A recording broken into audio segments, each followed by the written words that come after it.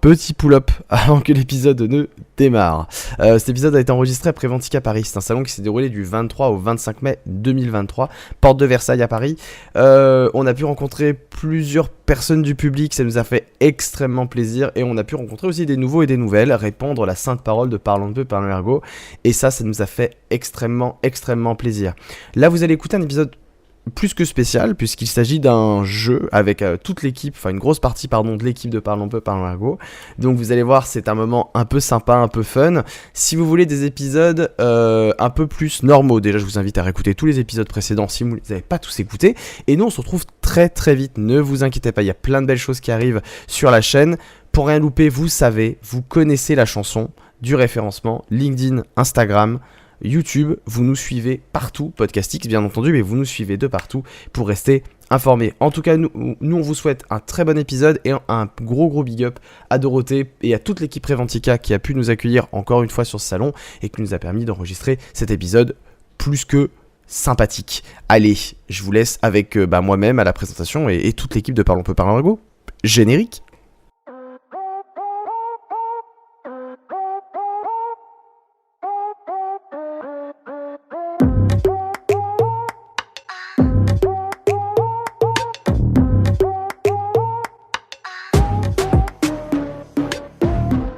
Eh bien, auditeurs et auditrices de Parlons peu, Parlons ergo, bienvenue pour cet épisode un tout petit peu spécial. On n'arrête pas de faire des épisodes spéciaux, on devient des vrais youtubeurs. On est à Préventica Paris et aujourd'hui, pas d'épisode sur les exosquelettes. Dommage. Et bien voilà, et je suis entouré des meilleurs finalement, je fais du favoritisme dans Parlons peu, Parlons ergo, je suis avec... Kevin, ça va Kevin ? Ça va, bonjour à toutes et à tous. Cette voix que vous avez entendue sur l'épisode de 2 jours, notamment. Absolument, très bel épisode, que si vous n'avez pas écouté, je vous conseille d'y remédier tout de suite. C'est un épisode extraordinaire. Et oui, nous sommes aussi avec Océane Franzé. Bonjour Océane. Bonjour. Ça va ? Ça va, merci. Est-ce que tu as aimé l'épisode sur lequel on t'avait interviewé pour la saison 2, sur le hors-travail, etc. Qu'est-ce que le travail et tout ? J'ai adoré, c'était drôle de passer de l'autre côté du micro, ça m'a donné de revenir en tant qu'animatrice. Et enfin, pour finir ce premier tour de table, Eladj Mariko. Eladj, comment tu vas ? Je vais très bien, et toi Thibaut ? Ça va. Toi aussi, épisode de 2 jours avec Kevin, le duo inséparable, et on vous a encore en fait, mais c'est fou. Ouais. On vous quitte plus. Ouais, on se quitte plus. Pareil, toi aussi, t'as kiffé l'épisode de jour et tout Super épisode, c'était cool de rencontrer l'immense des jours dans son cabinet et de discuter avec lui, d'échanger surtout. Trop bien. Et c'était super intéressant. Trop bien. Je suis trop content de vous avoir autour de la table. Je vous explique un peu le format aujourd'hui, les amis. En gros, je vous ai préparé des questions basées sur des posts LinkedIn et le but est de savoir si le post est vrai ou faux. Donc je suis allé dénicher quelques posts, des perles, je veux dire des perles sur LinkedIn, qui parlent plus ou moins du travail, parce que rester dans l'ergonomie et LinkedIn, ça a été quand même un peu compliqué de trouver des trucs parfois un peu drôles, parce que le but est quand même d'amuser un peu les gens. Et donc voilà, je vais vous proposer des questions, et là je ne regarde pas, parce que tu as l'œil qui ziote, tu ziotes sur mon écran, c'est terrible. Alors, donc voilà, vous me dire si c'est vrai ou faux, et puis après voilà, on parlera peut-être de quelques petits trucs après derrière tout ça. Le premier post. Donc le post qui dit « Ce matin, je suis partagé entre mon souhait de faire une sortie VTT et un entretien avec un top candidat. Je lui propose de m'accompagner et il accepte. 1h20 d'entretien sur un VTT, recruté en pédalant, un bon moyen d'apprécier le savoir d'être d'un candidat. » Est-ce que c'est vrai ou faux ? Est-ce que ça existe sur LinkedIn ce genre de post ? Je pense que c'est vrai et je crois que d'ailleurs je l'ai vu. Je crois que ça m'a marqué et il me semble que c'est un vrai post. Moi, je pense que c'est vrai. Je pense aussi que c'est vrai, mais je suis pas sûr que ça soit passé dans la réalité. Ah, tu penses que c'est plus une story, le gars a raconté une histoire pour faire valoir un propos ? Ouais, à peu près. Sauf si le candidat était préparé pour, ou s'il a lu sur le poste que il faut savoir faire du vélo et avoir un cardio. Moi, je pense que c'est vrai. Je suis quasiment sûre que c'est vrai. J'imagine bien croiser ce genre de post comme ça pendant que tu scrolles. Eh bien écoutez les amis, l'anecdote est vraie, félicitations, tout le monde a juste autour de la table, on peut s'applaudir, on s'applaudit, c'est beau, on s'applaudit. Et en effet c'est vrai, et moi la question que je voulais vous poser derrière ça, parce que je trouvais ça intéressant, moi ça m'a rappelé un truc, c'est Est-ce que pour vous, la frontière que vous mettez avec vos collègues de boulot, par exemple vos collègues dans un cabinet, vos collègues dans une boîte en interne ou quoi, est-ce que vous mettez de la distance entre vos collègues ergonomes dans votre boîte et donc vous séparez le privé et le public en termes d'activité extra-professionnelle, ou alors pour vous le hors-travail et participer d'une activité à l'extérieur, pour vous c'est important? Bah, je sais pas, moi déjà je pense qu'on peut peut-être partir du postulat qu'on fait de l'ergonomie, et j'imagine que c'est quand tu fais de l'ergonomie, t'as un attrait particulier par rapport au travail et à ce que tu fais, et je pense que ça déborde un peu dans nos vies personnelles à chacun d'entre nous. Et du coup, partant de ce postulat-là, ce serait peut-être pas étonnant du coup de faire d'autres choses en dehors de ton activité de travail, de ton emploi en fait. Genre par exemple Préventica, c'est par exemple un truc qui pourrait se faire. Et après, moi personnellement, j'ai pas trop de frein à faire des choses à côté avec mes collègues de boulot. Pour autant, faire des choses à côté, mais en laissant le travail de côté. Ne pas mélanger les deux. En tout cas, c'est mon point de vue perso. Ouais, je vois ce que tu veux dire. Je suis assez d'accord avec toi, et je dirais même, je sais pas si c'est important, mais oui, ça peut m'arriver de le faire. Après, on dit les collègues, mais c'est des gens avant tout. Et en fait, des gens, tu peux en rencontrer partout. Après, je sais pas si c'est essentiel de faire des activités avec ses collègues en dehors. Même si tu t'entends bien avec quelqu'un, c'est pas parce que c'est ton collègue que tu peux pas faire d'activité en dehors du travail, littéralement. Mais oui, effectivement, je suis d'accord. Si on fait quelque chose en dehors du travail, j'ai pas forcément envie de parler de ce qu'on a fait la veille pendant une mission, quoi. Et j'aimerais juste finir sur le post en lui-même. C'est moi qui l'ai écrit. En fait, c'était moi. C'est pour ça que je le connaissais. C'est comme ça qu'on recrute les gens chez Parlons Peu, Parlons Ergo. En VTT. En VTT.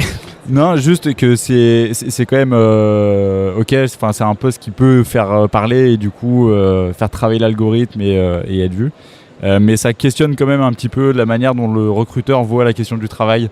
Et du coup, met peut-être plus la question de la personnalité de la personne en avant, et oublie peut-être les exigences qui fait que la personne va faire un bon travail, un travail de qualité, et le met peut-être pas dans des situations qui sont excellentes pour bien comprendre si c'est le bon candidat, voire peut le mettre en difficulté. Par exemple, une personne qui n'a jamais fait de vélo ou qui ne fait pas de sport. Je lève la main actuellement, vous ne le voyez pas, mais méga en panique à l'idée de faire l'entretien, et peut-être qu'elle va être excellente dans son boulot, mais là elle va perdre tous ses moyens, et voilà. Non, mais je comprends.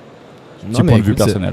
Non, je suis d'accord avec toi, ça me fait penser à ces sujets de qualité de vie au travail, où au final c'est beaucoup d'à côté du travail qui sont travaillés, et au final la question de la qualité du travail en elle-même est parfois assez peu abordée. Alors c'est pas toujours le cas, heureusement, mais malheureusement parfois effectivement c'est ce qu'on peut voir. Ouais. Ok.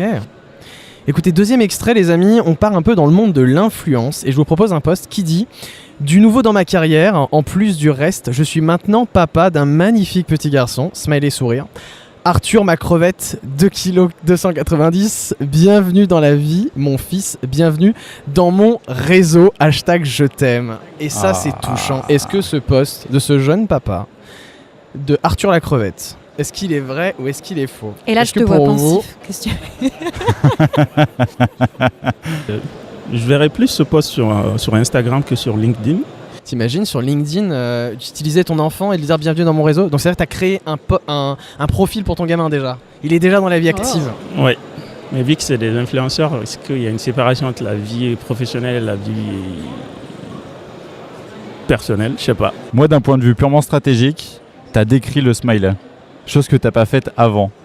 Et du coup, j'ai un peu l'impression que tu essayes de vendre un post que tu aurais écrit toi-même. C'est peut-être quelque chose. Voilà. Bienvenue dans cet épisode où nous vous parlons de l'enfant caché de Thibaut. De l'enfant caché. C'est un épisode très spécial, comme on l'a dit au début. Très très spécial. Et ouais, non, je sais pas. Ça m'étonnerait pas que ça existe. Après, l'idée de créer un réseau pour l'enfant directement à sa naissance, ça me paraît quand même gros. Donc je dirais non. Moi, je dirais oui. Ben non, mais je sais pas, on voit souvent des gens qui postent des photos de leur enfant avec le visage caché ou pas. Ouais, ça m'arrive régulièrement d'en voir, effectivement, ouais. Ok. Et toi, Elage, tu disais quoi? Moi, je disais que je verrais plus ça sur Instagram, mais sur LinkedIn, ça m'étonnerait pas, vu que c'est l'activité d'un influenceur de montrer sa vie, et l'enfant fait partie de sa vie.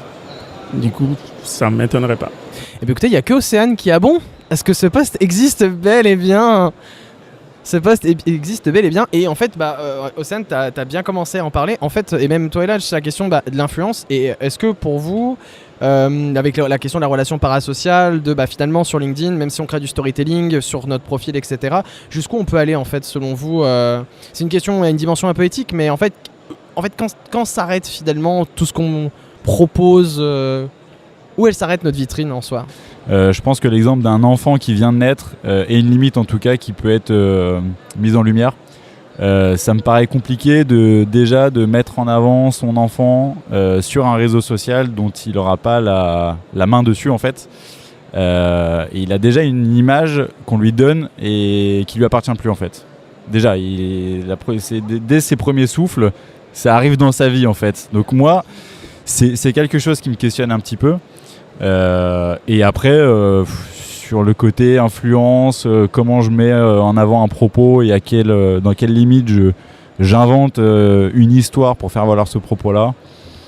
Je sais pas, je pense que c'est un peu... j'ai presque envie de dire que chacun fait comme il veut.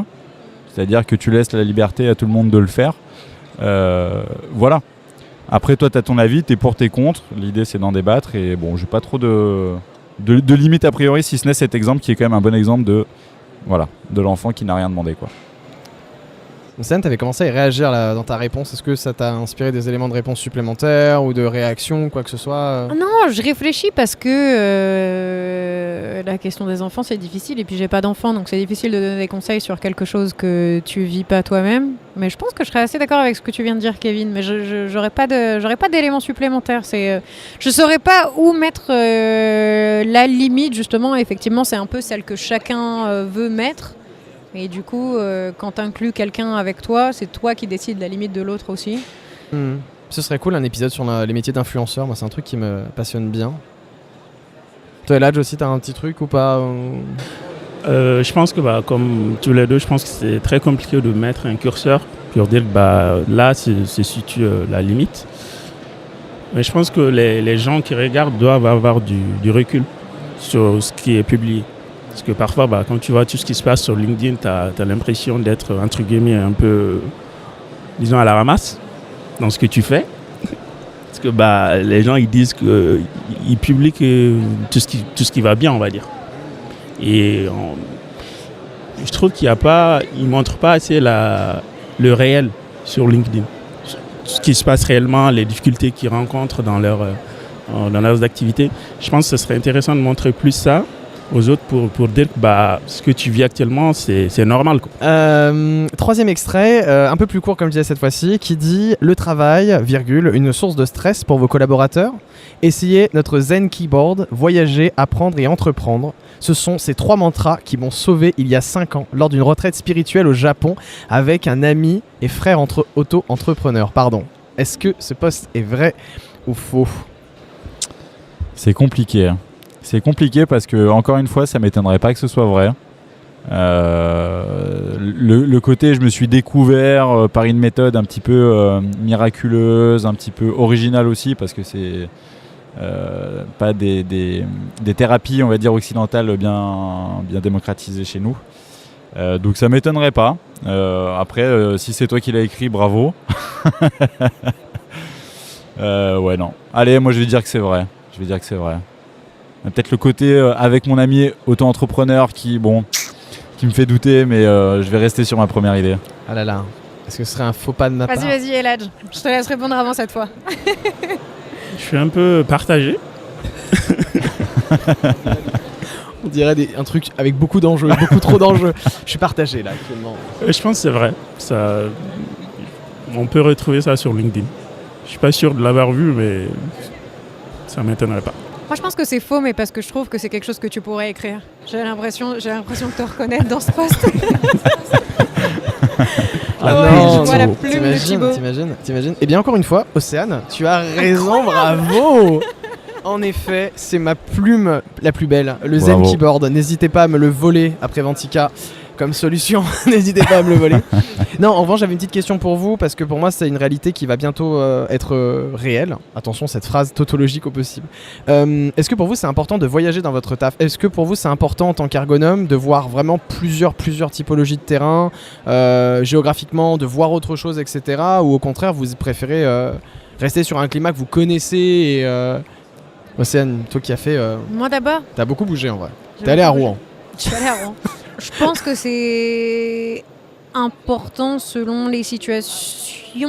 Par exemple, si on est sur quelque chose avec plusieurs sites, se baser. Mais après, ce serait assez simple, c'est tout le concept de diversité en ergonomie. La situation sera différente aussi selon les sites. Il n'y aura pas les mêmes problématiques selon à la fois, je sais pas, les diverses contraintes architecturales. Ou même tout l'environnement autour, ce sera assez différent. Mais alors là, ce serait sur une mission particulière. Mais même, je sais pas, pour ouvrir ses horizons, moi je trouve ça assez intéressant. Mais après, ça dépend de si on décide aussi de se spécialiser dans quelque chose et d'être très pointu sur... et d'être expert de quelque chose ou de plutôt... Toi, ça t'a motivé dans ton essor professionnel, dans ton développement pro ? Est-ce que ça t'a motivé ? Est-ce que ça a été un élément un peu... game changer, si j'ai envie de te dire ça. Mais moi j'aime bien bouger, mais après c'est peut-être quelque chose de personnel et je sais pas si ça a un lien directement avec mon travail, mais moi j'aime bien bouger un peu, comment dire. Après on n'est pas allé très loin non plus, mais c'est vrai qu'il y a eu une période où je faisais un peu les quatre coins de la France, c'était rigolo. Moi je pense que c'est important de bouger en tant qu'ergonome. Je dis ça alors que je me dirige vers la recherche, je sais que j'aurai un sujet au moins pendant 3 ans, un seul sujet, du coup ça va être compliqué de bouger. Mais je pense que c'est intéressant quand même de bouger, voir d'autres choses, voir la diversité et aussi la variabilité. Et je crois aussi que même en étant spécialisé dans quelque chose, on bouge un tout petit peu parce qu'à chaque fois, il y a le réel qui nous renvoie du nouveau. Du coup, ça fait que on voyage quand même en restant sur place. Je ne sais pas si cette phrase... J'adore. Voilà. Voilà, on retient on est quoi, le 23 mai 2023 et l'Adj à midi 24. Voyager tout en restant beau. sur place. Non, moi je suis d'accord avec ce que vous avez dit tous les deux. Déjà, je pense que c'est important de bouger de son bureau. C'est essentiel, mais ouais. Je pense que c'est quelque chose quand même qu'il faut dire et que c'est ce que tu disais, Océane, c'est quand même la base de... c'est un fondement de l'ergonomie qui fait qu'il faut aller se confronter au réel pour essayer de comprendre les choses. Sans ça, c'est compliqué. Et je compléterai ce que tu disais sur le côté bouger, aller voir les contraintes architecturales, géologiques, etc. avec le côté social, historique. Je prends l'exemple d'une intervention sur laquelle j'ai été dans les centrales nucléaires, où je bossais sur 2 centrales différentes, une en Normandie et une Drôme-Ardèche, sur un sujet commun. Et en fait, on se rend compte que l'histoire des 2 centrales ne sont pas du tout les mêmes, que la manière dont ils agissent entre eux avec les partenaires, avec des fonctionnements internes très différents, des langages différents. À la fois c'est hyper inconfortable parce que à un moment tu avais l'impression d'avoir compris quelque chose et en fait tu fais 600 km vers le nord et tu te rends compte que en fait tu n'avais pas compris et que c'est bien plus difficile, bien plus complexe que ce que tu pensais, et en même temps du coup c'est nécessaire quoi, parce que c'est nécessaire encore une fois de te confronter vers de la complexité, vers des différences et qui te permettent d'enrichir un petit peu ton point de vue et du coup ton boulot quoi. Oui, parce que je suis assez d'accord, ça me faisait... je pensais aussi à une mission quand je disais ça, mais parce que toutes les solutions, et même le diagnostic ne sera pas forcément transposable d'un endroit à l'autre, mais justement aussi pour ce côté historique, chacun n'a pas le même vécu de la situation, et ça peut aussi dépendre de là où on est et de tout l'historique de l'équipe aussi derrière, ouais, absolument. Ouais. Autant les solutions que le diagnostic d'ailleurs ne sera pas transposable. Il faut avoir un minimum... faut enrichir, ouais, justement, comme tu dis. Eh bien écoutez, je passe on est qu'au 4e. Eh bien écoutez, au 4e extrait qui dit tout simplement qui va parler un peu d'IA, qui va dire écoutez, ChatGPT ChatGPT m'a ouvert les yeux sur des problèmes de management. Je vous donne ici son secret. Petit 1, comprendre la philosophie de son entreprise. Petit 2, être à l'écoute de ses salariés. Et petit 3, faire partager mon business plan avec tout mon réseau LinkedIn. Non, je déconne, c'est juste pour moi. Est-ce que c'est vrai ou est-ce que c'est faux? Est-ce qu'on peut utiliser ChatGPT pour résoudre ces problèmes de C'était management? quoi le premier? Comprendre la philosophie de mon entreprise. Philosophie de son Comprendre la entreprise. philosophie de mon entreprise. ChatGPT va très loin. Parce qu'il ChatGPT, n'irait c'est pas Elon trop Musk. loin. C'est la fusée. Est-ce que c'est vrai? Est-ce que c'est faux? Suis-je la seule personne qui n'a jamais utilisé ChatGPT encore? Ça va, ça me rassure, merci. Moi, je vais laisser répondre Océane et je répondrai la même chose qu'elle parce qu'à chaque fois, elle a raison. Parce Donc, que c'est vrai que pour l'instant, c'est vrai que c'est un sans faute pour la Franchement, moment. j'ai envie de dire que c'est vrai. J'arrive pas à me l'expliquer encore. Mais j'ai envie de dire que c'est vrai. Soit j'ai lu quelque chose de similaire et du coup ça réveille un souvenir qui arrive pas à ma conscience là tout de suite maintenant. Mais j'ai envie de dire que c'est vrai. Je crois que c'est vrai, le poste. Je le dis par rapport à la fin du poste où il y a une petite blague derrière. Ouais. Du coup, je pense que c'est vrai. Bah moi, je vais dire c'est vrai pour la première raison que Océane a dit que c'était vrai. Et deuxième raison qui est que non, qui est que c'est quand même quelque chose qui prend énormément de place effectivement dans le débat et puis même dans les usages réels dans les entreprises. Donc je vais dire ouais. Bah écoutez, vous avez tous faux. C'est moi. Je suis Wow. l'auteur de Bravo. ce post. Mais Est-ce que tu as écrit ce post avec ChatGPT? non, je suis pas assez deep. Je suis pas assez déçue, deep ça en va être fait. Non, mais moi ça m'a. En faisant ce post, ça m'a fait rire parce que j'étais en mode, on entend de plus en plus parler de ChatGPT, vraiment sur des pages de. Moi je vois de knowledge management, même. Enfin, je vois plus dans ce genre de post là. Et vous en pensez quoi alors de ChatGPT, enfin de la question de l'IA, enfin, c'est pour pas parler que de ChatGPT, mais la question de l'IA au travail, est-ce que ça vous parle? Vous l'avez croisé dans vos interventions? Peut-être qu'on en fera un épisode un jour, qui sait, mais Et j'ai envie de dire que j'ai plusieurs choses à dire. La première, c'est que c'est un outil qui est dingue. C'est quand même un outil qui est dingue. Enfin, je pense que de réfuter cette hypothèse-là, ce serait quand même compliqué. Pas tout à fait lucide. Et puis, ce serait quand même compliqué de dire que c'est pas un truc performant, quoi. Et après, par contre, c'est qu'est-ce qu'on en fait? Est-ce qu'on le démocratise à tel point qu'on supprime la part d'activité, la part d'intelligence des travailleurs qui ont, dans beaucoup de situations de travail, développé des usages, des réflexions, une intelligence toute particulière qui permet de faire du travail performant. Et si on remplace ça par une IA qui est rigide, l'IA elle est rigide, elle a un fonctionnement nominal qui est rigide, elle s'enrichit mais de manière très lente. Et il y a des choses qu'elle va pas voir, elle peut pas être au courant de tout ce qu'un humain peut engendrer en termes d'information de manière consciente ou inconsciente, bref. Et après il y a la question de l'apprentissage. Ça c'est un point de vue très personnel sur l'IA en général. Comment on arrive à faire en sorte que cet outil-là reste un outil et ne remplace pas, notamment pour les jeunes dans leur processus d'apprentissage, un outil de triche entre guillemets qui empêche l'apprentissage. Pour moi, il y a un enjeu énorme en termes de pédagogie sur ces outils-là, qui est comment on en fait quelque chose de facilitateur, mais pas quelque chose qui remplace la réflexion. Mais sur le sujet tu parles de la triche justement, là on est en pleine saison des examens à l'université et des corrections qui vont avec, effectivement. Chargé de cours, il me semble qu'on dit plutôt. Et c'est quelque chose qu'on nous a dit justement de faire attention à ChatGPT et à la triche, et ça invite effectivement à repenser les modalités d'examen et aux questions qu'on pose aux personnes. C'est intéressant. Honnêtement, je suis assez peu, ma réflexion est toute fraîche dessus. J'aurais pas forcément quelque chose à vous partager dessus, mais je plus sois ce que tu as dit auparavant en tout cas. Non, mais c'est vrai, si on se dit que, aujourd'hui dans les entreprises, il arrive qu'on ait besoin de personnes justement qui arrivent à faire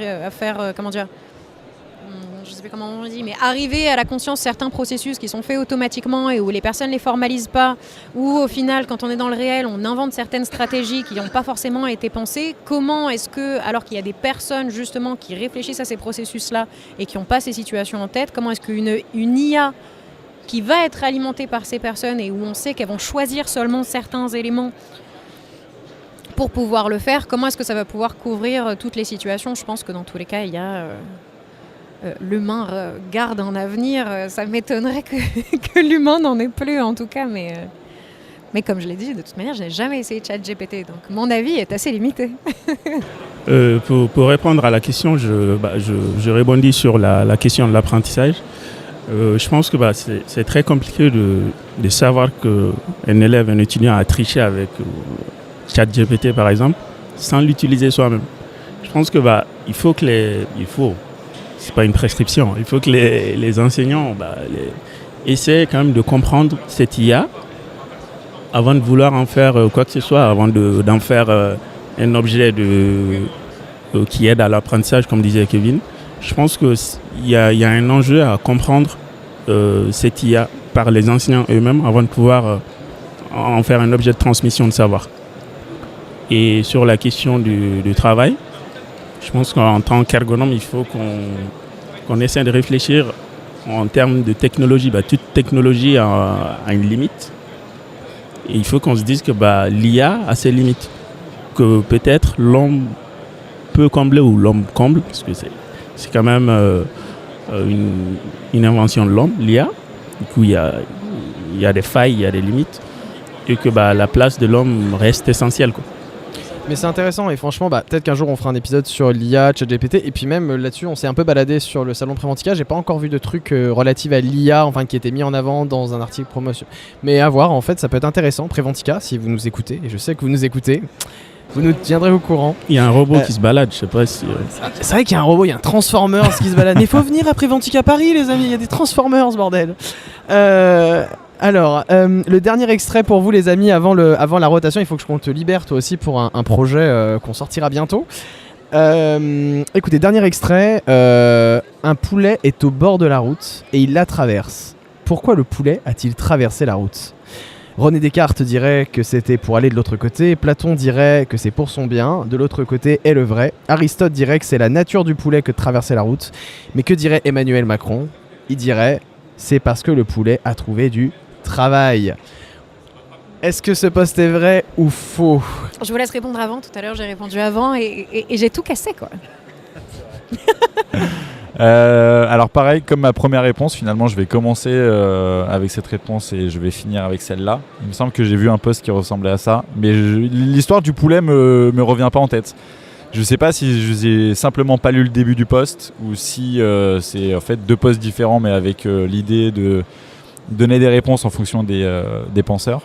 Donc je dirais que c'est vrai. Je dirais aussi que c'est vrai parce que j'ai confiance en Kevin. Mais t'as surtout fini ma phrase, t'as vraiment du travail, t'as appuyé la phrase, quoi. Je dirais que c'est vrai, ça m'étonnerait pas de voir ça sur LinkedIn. Moi aussi je dirais que c'est vrai parce que je crois que je l'ai vu. Et du coup, je suis en train de questionner mon temps sur les écrans. Exactement. Oui, parce que... Mais en tout cas, vous avez parfaitement raison. Ce post est vrai et a été trouvé par Eva Gaulois, qu'on aura tout à l'heure. Eva qui est concentrée en régie. J'ai fait ton anecdote, Eva. Sur le poulet.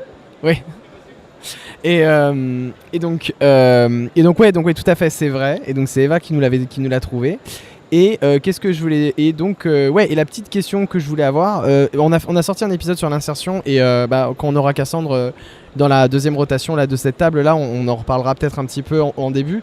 Mais est-ce que pour vous, est-ce que ça vous parle ce poulet qui trouve du travail on a sorti un épisode, il est tout frais, l'épisode sur l'insertion, trouver du taf, etc. en ergonomie et tout. Est-ce que ça vous parle ? Qu'est-ce que ça vous inspire là-dessus sur finalement trouver du travail en ergo ? Même s'il y a un excellent épisode qui en parle déjà, mais d'avoir vos retours à vous... J'ai l'impression que quand on sort d'école, quand on sort de l'université de master ergonomie, on a des enseignements qui sont réalisés par des chercheurs, par des gens qui baignent dans cette discipline depuis très longtemps et qui ont une vision très riche, très politique de ce qu'est l'ergonomie et qui n'est pas forcément en adéquation avec les réalités du marché du travail en ergonomie. Et je pense que quand on arrive dans le marché de l'emploi, pour pas parler de travail, mais là le marché de l'emploi, dans le secteur de l'ergonomie, c'est difficile en fait d'arriver à combler tous les critères qu'on a imaginés et qu'on aimerait retrouver dans le milieu du travail. Donc je pense que c'est compliqué, c'est une question d'expérience, une question de compromis, de qu'est-ce que j'ai le plus envie de retrouver. Est-ce que c'est de la stimulation intellectuelle ? Est-ce que c'est de l'argent? Est-ce que c'est du sens au travail? Est-ce que c'est du bien? Des entretiens à vélo, par exemple. Peut-être qu'un jour, je me reconvertirai en recruteur en VTT ou en vélo de route, je ne sais pas encore. Donc voilà, je sais pas, c'est un peu ma réflexion comme ça à chaud. Mais qu'il ne faut pas lâcher, même si c'est difficile. Je pense que l'ergonomie, c'est quelque chose de très, très, très, très, très bien. Et même si on ne voit pas le sens tout de suite, je pense qu'il ne faut pas lâcher. Voilà.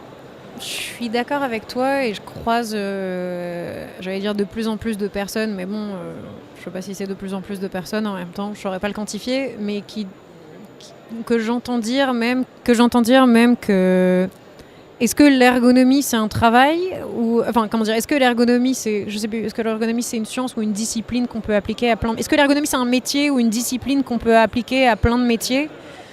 Et alors j'aurais pas d'avis à vous donner dessus, mais du coup ça pose aussi la question de est-ce que pour faire de l'ergonomie il faut être ergonome ou est-ce que on peut faire de l'ergonomie un peu partout et est-ce que au final la question c'est pas plus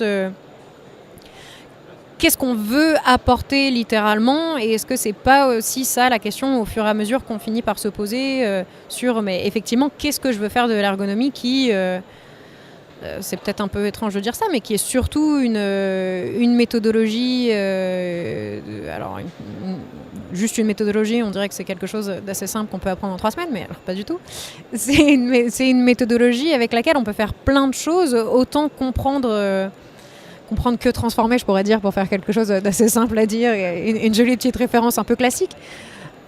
Mais oui, la question c'est aussi de réfléchir à qu'est-ce qu'on veut en faire et il y a plein de gens qui évoluent comme ça dans leur mode de pensée. Je me rappelle des journées des ergonomes internes il y a quelques années où il y avait pas mal de gens qui disaient mais au fur et à mesure des années, moi ce que j'ai voulu faire c'est être manager pour pouvoir avoir la possibilité de changer les choses et pas entre guillemets uniquement d'apporter l'information pour que d'autres décident après. Donc qu'est-ce qu'on fait de l'ergonomie, c'est peut-être ça la question aussi quand on cherche un travail. Mais je suis assez d'accord avec toi, je vois pas mal de personnes aussi qui cherchent au fur et à mesure dans leurs premières années de « Ah, je change, je veux essayer quelque chose parce que finalement, c'est pas tout à fait ça que je veux faire. » Parce que est-ce qu'on sait tout de suite ce qu'on veut faire? Mais en même temps, j'ai envie de dire, c'est peut-être dans tous les métiers aussi où on n'a pas forcément une idée tout de suite de dans quoi est-ce qu'on veut évoluer. Ouais, je pense que il faudrait poser la question différemment, comme disait Océane.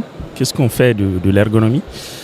Parce que on sort de master avec un bagage assez relativement lourd en termes théoriques, méthodologiques, même pratiques.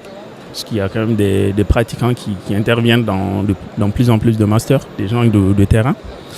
Et je pense que on est quand même bloqué dans ces critères-là. Dans ce cadre, on s'est dit que il faut forcément que ça marche comme ça pour faire de l'ergonomie. Il faut poser la question différemment. Qu'est-ce que je fais du bagage que j'ai dans le monde dans lequel je vais, dans le travail dans lequel je vais exercer? Parce que les réalités ne sont pas pareilles, les personnes avec lesquelles on travaille ne sont pas les mêmes. Du coup, c'est cette question qu'il faut se poser. Qu'est-ce qu'on en fait de ce qu'on a appris? C'est une parfaite conclusion pour cette partie 1 et pour te libérer, Eladj, en tout cas. Merci Océane, merci Kevin, merci Eladj pour cette première partie de ce petit jeu après Ventica.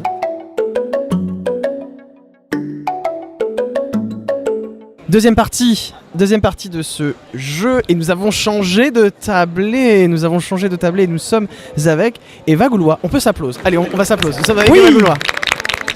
Ça va Eva? Ah, c'est incroyable. Ça passe trop bien de s'applaudir en fait. On aurait dû faire ça avant. Franchement, ça va. Vous le faisiez pas avant? Non, on s'applaudait pas. Terrible. Comment tu vas? Ça va? Ça va. Le salon il est marrant? Ouais, on peut dire ça comme ça. Nous sommes aussi avec Cassandre Dubos. Ça va Cassandre? Oui, ça va. J'ai un petit peu faim. La bouffe nous attend. Merci à Saint-Kevin d'être allé chercher la nourriture. Et nous sommes avec un invité de marque qu'on n'a pas encore eu. Et franchement, très content de t'avoir sur ce jeu. Nous sommes avec Maud. Oui.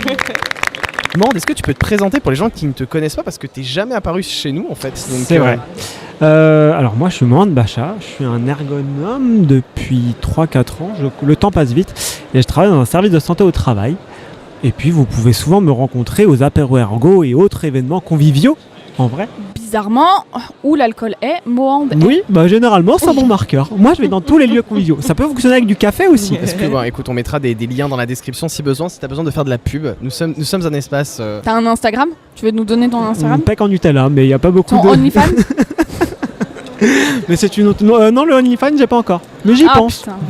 Écoutez les amis, je vous rappelle juste un tout petit peu des posts LinkedIn, des vrais et des faux, écrits par mes soins, par ma plume d'influenceur. Et d'autres qui sont vrais, le but étant de démêler le vrai du faux dans les propositions que je vais vous faire. Il y aura 5 propositions les amis. Et puis bah voilà, et on fera un petit tour de table à chaque fois de qu'est-ce que ça vous inspire. On rebondira un peu sur des petites questions, des petites choses sympas. Est-ce que vous êtes prêts? Allez, nouveau post, vrai ou faux? Est-ce que ça existe ce post qui dit « J'ai choisi de démissionner pour sensibiliser aux impacts environnementaux et me reconvertir dans la pâtisserie ». C'est un mec qui fait du projet industriel qu'on ne citera pas bien entendu. Est-ce que c'est vrai ou est-ce que c'est faux? Est-ce que vous pensez qu'on peut communiquer des choses comme ça sur LinkedIn? Est-ce que ce mec a pu changer de vie? Oh, ça manque de contexte. Hein. Je suis désolé, c'est le but. Il n'y a pas plus. Avant, ce monsieur était en projet système industriel. C'est ce que j'ai dit, un système industriel. Je sais. Je vois pas pourquoi ce serait plus environmental friendly d'être dans la pâtisserie. Enfin, si, que d'être dans l'industrie, ok, mais genre. Bah, si la pâtisserie, t'es là, tu produis avec des produits locaux, circuits courts. Enfin, tu vois, ça peut être petit. En fait, il y a ce côté petit bullshit là. Mais en même temps, tu fais pas un post sur LinkedIn pour de la pâtisserie. Est-ce que c'est du bio? Non, tu le fais pas pour de la pâtisserie. Donc ce serait faux pour toi, c'est pas Ouais, possible. c'est pas. Vraiment pas possible. Tu quittes pas tout pour de la. Et en fait, tu le mets pas sur LinkedIn pour de la pâtisserie. Bon, C'est si, des bien choses. sûr que si. Non, pour moi, en fait, j'associe ça à une personne, clairement, mais tu vois, une personne qui tout son post un peu bullshit, quel qu'il soit, pour se lancer dans une thématique en lien avec l'environnement durable, il le lance, mais il doit promouvoir son action, son association, son... Ok, là c'est ta pâtisserie, tu travailles dans un restaurant, dans une boulangerie, dans ta pâtisserie en soi, mais... En fait, ça reste une communication très locale, ça fonctionne pas sur LinkedIn. Très bien. Je pense pas. Putain, mais ce mec qui analyse l'algorithme. Eva, Cassandre, qu'est-ce que vous en pensez? Moi, c'est le mot sensibiliser qui me perturbe. Pourquoi est-ce que démissionner, ça sensibiliserait qui que ce soit, tu vois? Genre, au pire, ça met en visibilité, mais ça sensibilise pas. Je suis pas sûre que tu penses à ça. Si tu veux sensibiliser l'environnement, je suis pas sûre que te reconvertir dans de la pâtisserie. Donc Bon. ce post serait faux. Ben oui. Donc on est Je d'accord, pense qu'à ce post serait faux. l'unanimité, on dit faux. Eh bien, ce post est vrai, est complètement vrai. En vrai de vrai, ça m'étonne. Pas tant que ça, mais c'est le mot sensibiliser. Mais t'as dit faux. Non, en vrai, non, mais oui, parce que le mot sensibiliser me perturbe, mais en vrai, ça m'étonne pas qu'il y ait un mec qui mette un truc sur LinkedIn pour dire que pour sensibiliser aux trucs environnementaux, il s'est reconverti dans la pâtisserie. Et la petite question que j'avais pour vous, c'est alors question un peu biaisée parce qu'on a quand même bossé dessus, mais est-ce que on est obligé maintenant pour vous est-ce que dans les interventions ergo, on est obligé maintenant de plus en plus de parler d'environnement? Est-ce qu'on peut faire sans l'environnement aujourd'hui, sans la question environnementale? Je dis pas de devenir pâtissier, hein, mais Moi, je pense qu'on est tous obligés de devenir pâtissier. très bien, c'est beau. Non, je dirais que c'est difficile. Enfin, dans l'absolu, sur la réponse, est-ce que c'est possible? Oui, tout est possible. Après, je trouve ça difficile d'exclure cette dimension dans nos interventions. D'autant, dans tous les cas, je reprends ce qu'on peut souvent lire sur la thématique de l'ergonomie et le développement durable, mais en ergonomie, tu dois préserver et développer tes ressources, la ressource humaine comme les autres ressources aussi. Donc pour moi, c'est pour l'ergonome un peu engagé, peut-être trop que je suis, c'est difficile de ne pas en tenir compte d'un point de vue personnel. Et dans la pratique, il me semble aussi. Mais c'est une opinion qui ne concerne que moi. Je suis d'accord avec toi. Écoutez, nouveau post les amis, vrai ou faux, qui dit 23 ans que je suis chef d'entreprise. Voici 11 règles que je me suis appliquées et ça marche plutôt bien. Je vous cite que les 3 premières. J'en ai peut-être écrit 11, c'est possible. Petit 1, arrêtez d'écouter les gens qui se plaignent, et surtout les Français. Petit 2, n'écoutez plus les médias, journaux télévisés, chaînes d'infos, notifications de votre portable et les journaux en papier. Attention. 3. Soyez positif pour chaque situation. En clair, jamais de problème, que des solutions. C'est vrai ou c'est faux ce post ? Ça sent le vrai. Je dis toujours cette phrase, pas de problème que des solutions. Peut-être est-ce Cassandre qui a rédigé ce post. Ça veut dire que tu assumes le arrêter d'écouter les gens qui se plaignent, notamment les Français. Non. Surtout, Cassandre, crois-tu en les médias ? Et ben voilà. Donc c'est Cassandre. C'est totalement vrai. En fait, moi, il y a un petit côté, mais tu vois, je pense que c'est vrai parce que s'il avait poussé la blague, il aurait écrit « Il ne faut pas écouter les merdias ». Tu vois, un jeu de mots un peu... Tu vois, quitte à écrire un truc, je sais pas. Moi, franchement, il sent le vrai. Hein. Et il est pas facile, le jeu. Ah, il sent quand même... Mais les Français... Mais bien sûr que oui. Il y a des dingueries sur LinkedIn, hein. C'est le but de ce jeu. Hein. Écoute, j'ai trouvé un post où il parlait des poules. Mais il est chef d'entreprise, c'est ça ? Attends, donc il est employeur là depuis 35 ans, c'est ça ? 40 ans ? 23 ans ? Et ouais, ça c'est... Mais du coup, lui, il dit « N'écoutez pas les médias, surtout ceux en papier ». Alors je vais peut-être faire... mais tu vois, j'aurais plus associé des journaux numériques à un employeur plus jeune que... Je sais pas, je trouve qu'il y a il y a un petit côté incohérent sur l'employeur plus âgé qui renie spécifiquement plus le média papier avec lequel il a le plus évolué probablement au cours de sa vie. Moi, tu vois, vraiment, ouais, c'est aussi le papier. Je me dis, est-ce que Thibaut, il serait allé écrire jusque sur tous les journaux en papier, tu vois ? Je sais pas, pour moi, ça sent le vrai. Enfin, c'est vraiment un truc que je pourrais lire sur LinkedIn. Les Français sont alors. Si, en fait, si. Ça fait vraiment le mec un peu entrepreneur. Non, mais les Français détestent parler d'argent. Ouais, si, en fait, non, vrai. Je me range du côté du vrai. C'est faux. Eh bien, écoutez, on embrasse qui a fait ce vrai post. Alors, allez, je vous lis les 11 mantras parce que, voilà. Allez, le 4e, c'est accordez-vous du temps pour vous, minimum 1 heure de sport, notamment yoga, vélo. Désactivez la totalité des notifications de votre téléphone. Prenez du temps pour répondre à une situation qui demande réflexion. Éloignez-vous des gens toxiques. C'est normal. Donnez de votre temps et de votre expérience. Couchez-vous de bonne heure et levez-vous tôt. Ne vous plaignez jamais. Non mais excusez-moi, c'est tellement bullshit, j'ai l'impression qu'on est en train de me lire mon horoscope. On passe au 8e extrait qui parle cette fois d'ergonomie et qui dit être ergonome, c'est savoir parfois dire stop.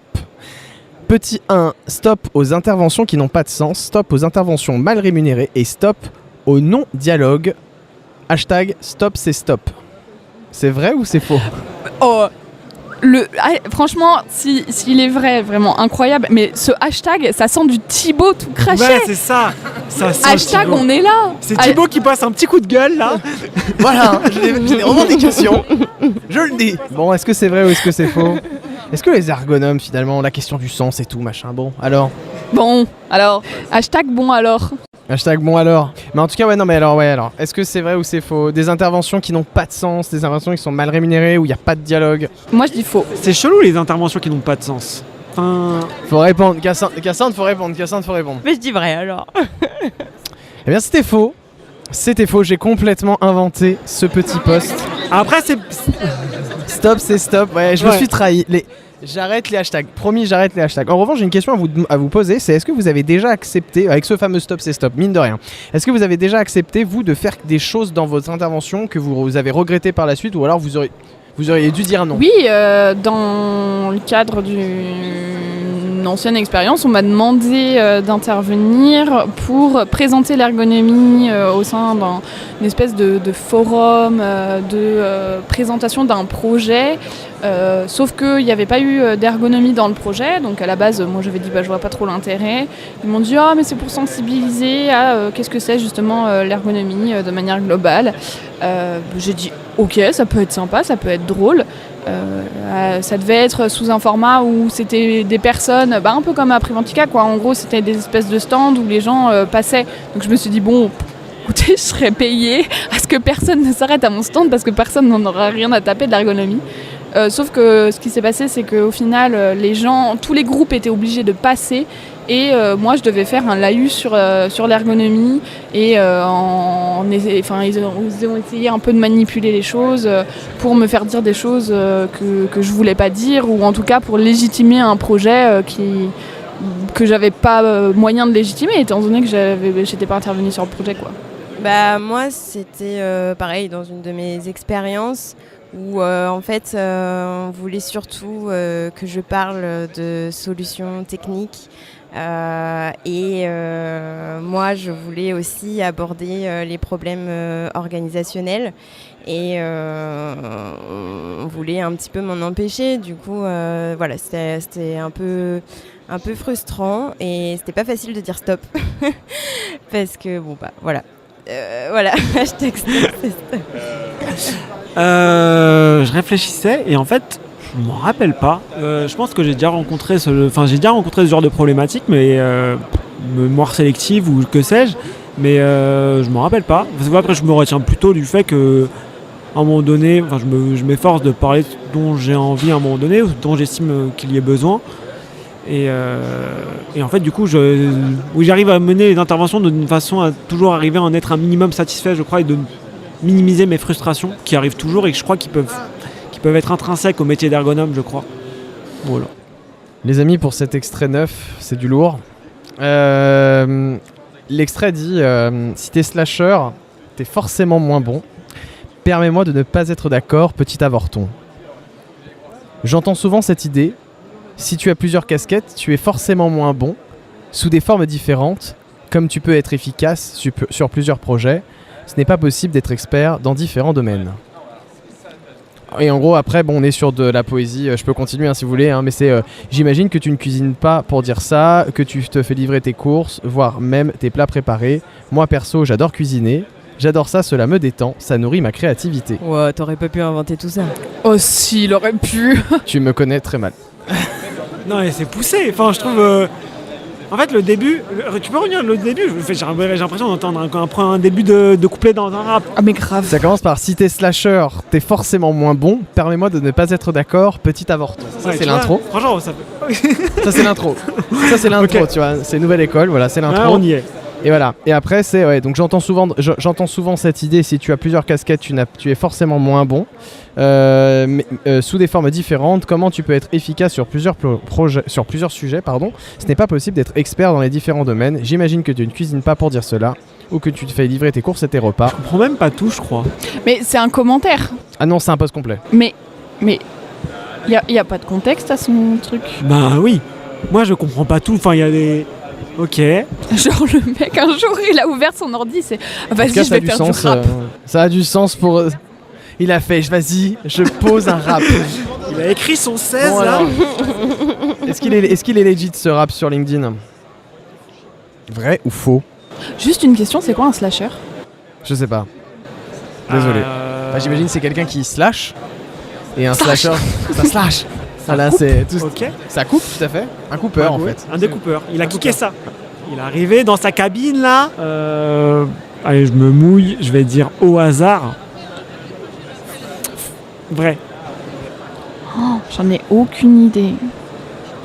Allez, moi je fais comme Cassandre tout à l'heure, je vais à contre-courant, je dis faux. En fait, ça va trop dans tous les sens. Non, vas-y, c'est vrai. Moi, je pense. Moi je dirais vrai, allez. Mais c'est vrai.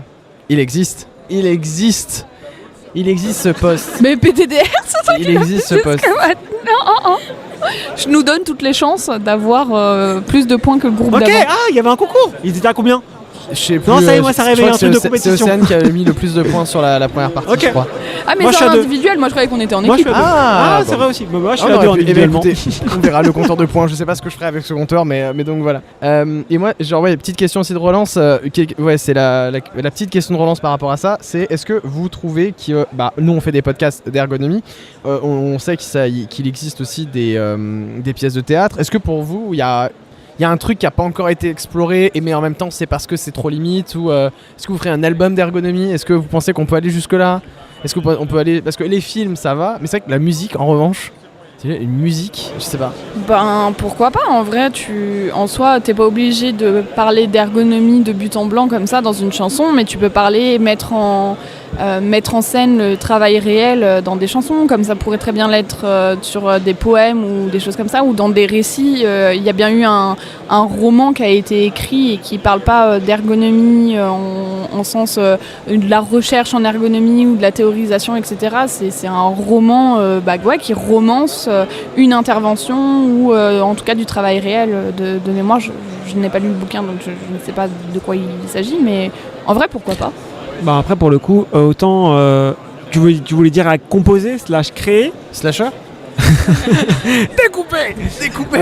ou parce qu'en fait, je me disais, tu vois, spontanément sur la musique, éventuellement, tu sais, ça peut être aussi, je sais pas, recenser une espèce de playlist, créer un concert. Je crois que c'était des étudiants de Nanterre qui avaient fait ça jadis, mais où tu réunis, bon, une playlist c'est peut-être plus simple, mais tu réunis des chansons qui parlent d'une activité, d'un travail, donc c'est des choses qui peuvent se faire et qui te permettent de parler du travail réel.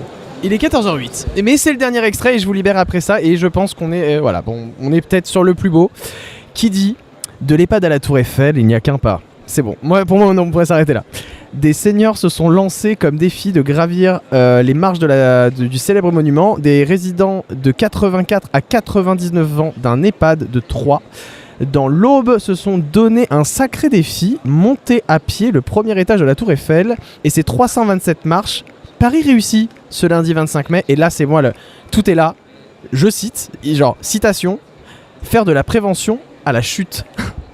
Fin de la citation. Désolé. C'est génial. C'est génial. Et c'est purement vrai. Je le sens. Oh, il est incroyable.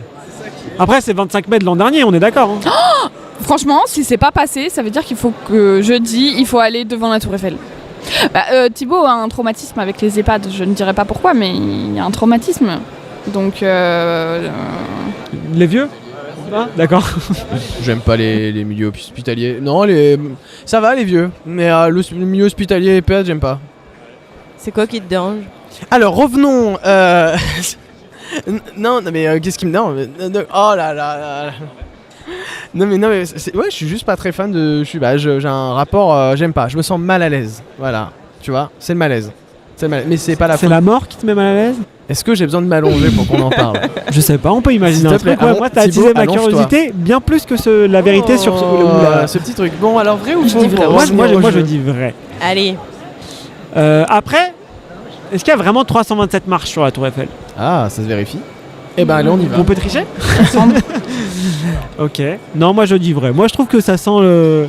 Ça, c'est vraiment le mec un peu bizarre. Ouais, je le sens. Cassandre, avant d'aller manger, vrai ou faux ? Ouais, allez. Je vais les suivre. C'est une bonne réponse. C'est tout à fait un post. Non, mais...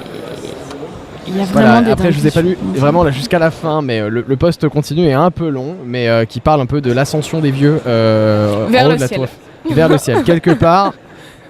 Sky is the limit. Excusez-moi, mais quand il a commencé en disant entre l'EHPAD et la Tour Eiffel, il n'y a qu'un pas, pour moi, c'était une direction. Voilà. Ah oui. Voilà, le suicide assisté. Incroyable. Ok. Question de relance, que pensez-vous de l'euthanasie ? Voilà, de l'EHPAD à la Tour Eiffel, nouvel album de Booba.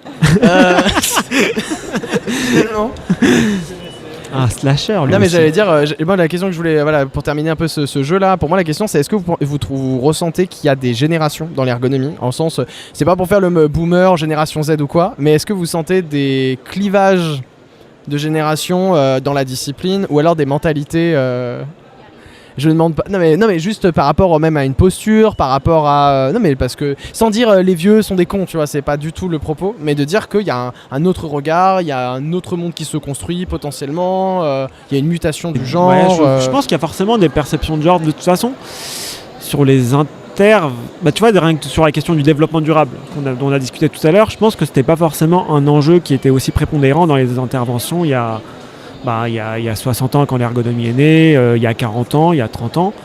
Bon, maintenant ça va être de plus en plus et je pense que du coup les ergonomes qui étaient un peu plus de cette génération-là vont peut-être moins avoir ce regard sensibilisé sur cette question du développement durable. Mais ça peut impliquer tout un tas d'autres questions, notamment sur le genre ou d'autres. Et du coup, oui, je pense qu'il y a forcément des différences générationnelles sur les façons d'approcher certains sujets en ergonomie. sans que ce soit forcément une critique ou autre, mais je pense que c'est juste Je sais humain. pas si c'est une question de génération ou plutôt une question de personne. Parce que tu peux parler à des personnes qui sont pas forcément de la même génération et qui auront autant de sensibilité, voire même plus de sensibilité sur certains sujets. Je pense par exemple à la question du genre ou même de l'identité de manière globale. Il y a quand même eu, on va dire, des générations plus vieilles que la nôtre qui ont traité de ça, qui continuent à traiter de cette question-là et qui la prennent en compte, quoi. Donc je pense que ça dépend aussi des personnes et des sensibilités de chacun. Ça revient à la première question et au premier sujet sur la question du développement durable, effectivement.